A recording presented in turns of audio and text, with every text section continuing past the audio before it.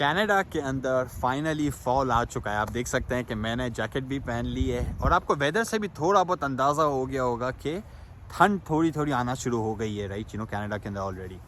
तो देखो, आज की जो वीडियो है ना, वो है पूरी वीडियो के बारे में पूरी वीडियो के अंदर हम बात करेंगे वेदर के बारे में। कनाडा में कैसा वेदर होता है, क्या क्या चीज़ें आपको पता होनी चाहिए कनाडा के वेदर के बारे में, क्या चीज़ें इंपॉर्टेंट हैं, तो हम सारी चीज़ें रिव्यू करेंगे आज की वीडियो के अंदर।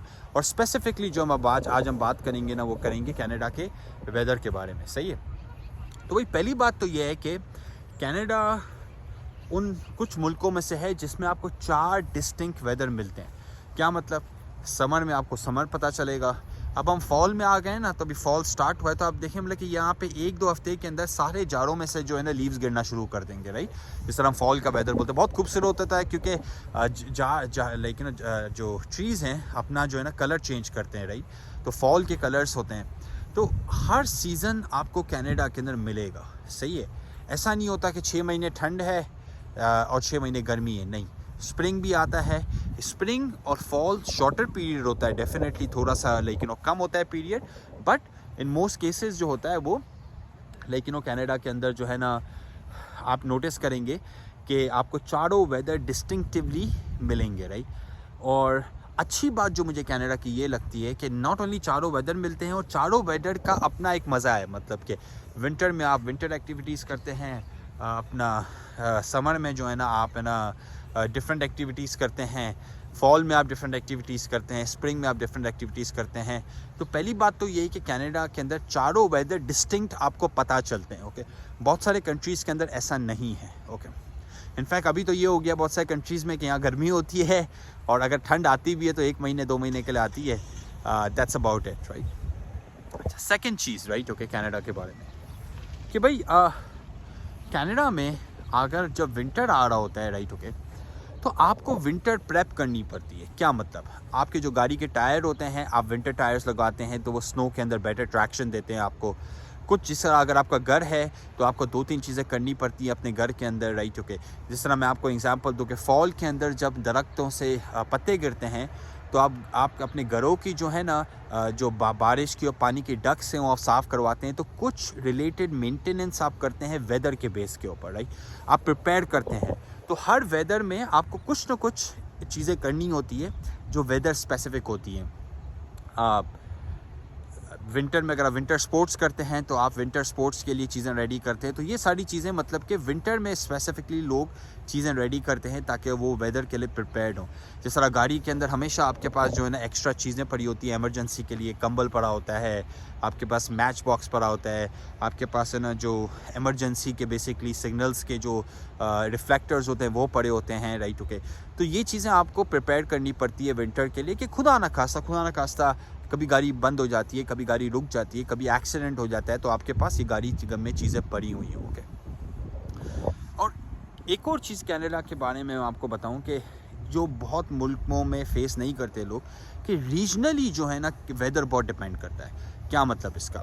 कनाडा के अंदर ब्रिटिश कोलंबिया जो है उसके अंदर सबसे वार्म वेदर होता है।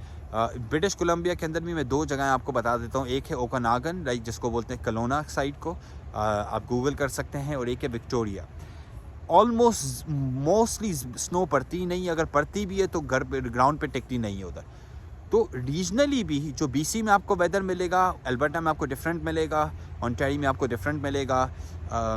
अक्रॉस द बोर्ड जो है ना आपको वेदर्स जो है ना बहुत डिफरेंट मिलेंगे कनाडा में, डिपेंडिंग ऑन द कि इसका एल्टीट्यूड कहाँ है और वो शहर या जगह कहाँ पे लोकेटेड है, उस पर बहुत डिपेंड करता है, राइट, ओके। तो रीजनली भी आपको प्रोविंशियली शहर टू शहर आपको वेदर जो है 19-20 डिफरेंट मिलेगा। जिस तरह मैं आपको एग्जांपल दूं कि एडमिंटन के अंदर वेदर फ्लक्चुएशन बहुत कम होती है, आपको प्रेडिक्टेबल वेदर ज़्यादा मिलता है। कैलगरी के अंदर वेदर फ्लक्चुएशन बहुत होती है, राइट।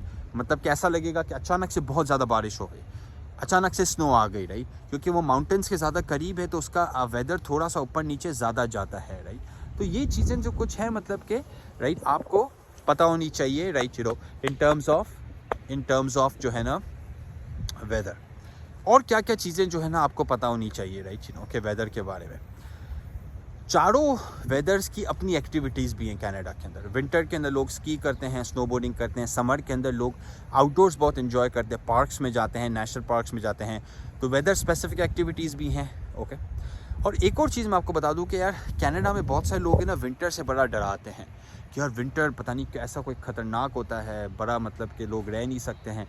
तो मैं आपको एक चीज़ बता दूं, देखें कनाडा के अंदर विंटर जो है ना वो ऐसा नहीं है कि वो बर्दाश्त के काबिल नहीं है। नहीं, आप अगर प्रॉपर कपड़े पहनते हैं, आप अंदर इनर पहनते हैं, प्रॉपर लेयर्स करते हैं ना अगर, तो आपको ठंड नहीं लगती। इनफैक्ट आप विंटर एंजॉय करते हैं। मैं बहुत सारे लोगों को जानता हूँ, लाइक मैं अपनी एग्जांपल दूं कि मैं स्की और स्नोबोर्डिंग बहुत थोरोली एंजॉय करता हूँ। हालांकि पाकिस्तान में तो मैंने कभी की ही नहीं थी ये चीज़।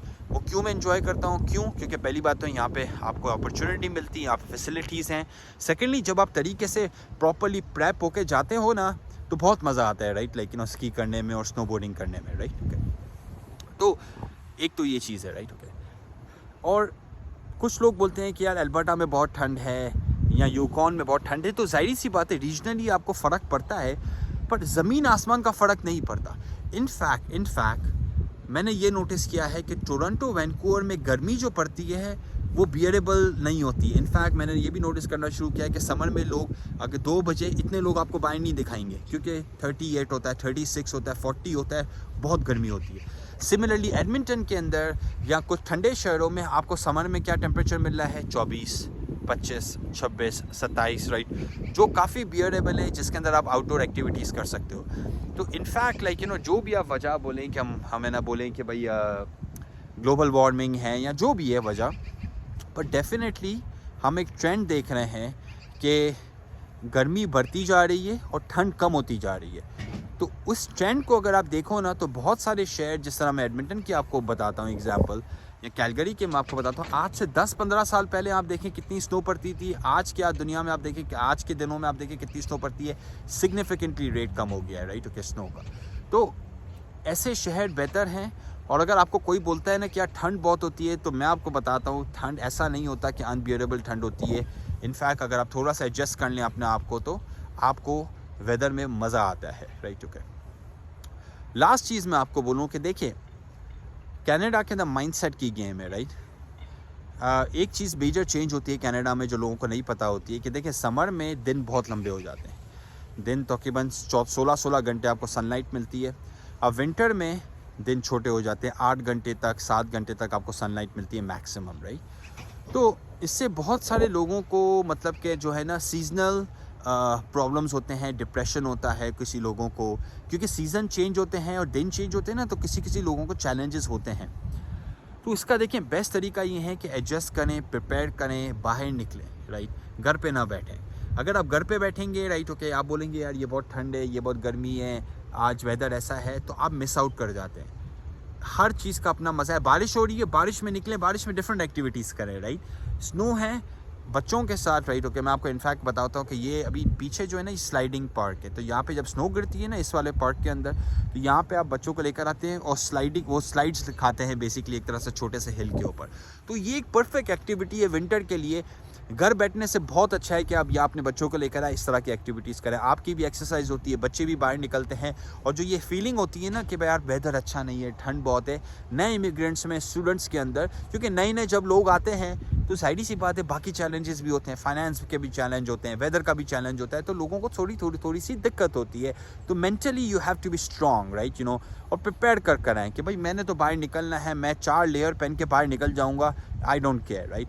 और इसी तरह से आप वेदर के अंदर इजीली इंटीग्रेट भी हो जाएंगे और कनाडा की सोसाइटी के अंदर आप इजीली मतलब कि सक्सेसफुल भी होंगे, बिकॉज वेदर आपको जो है ना बॉदर नहीं करेगा फिर, राइट। ओके, अगर आप कनाडा आने में इंटरेस्टेड है तो हमें कांटेक्ट कीजिए lawteq LAWTIQ lawteq.com के ऊपर, and will be happy to help you. Thank you, bye bye.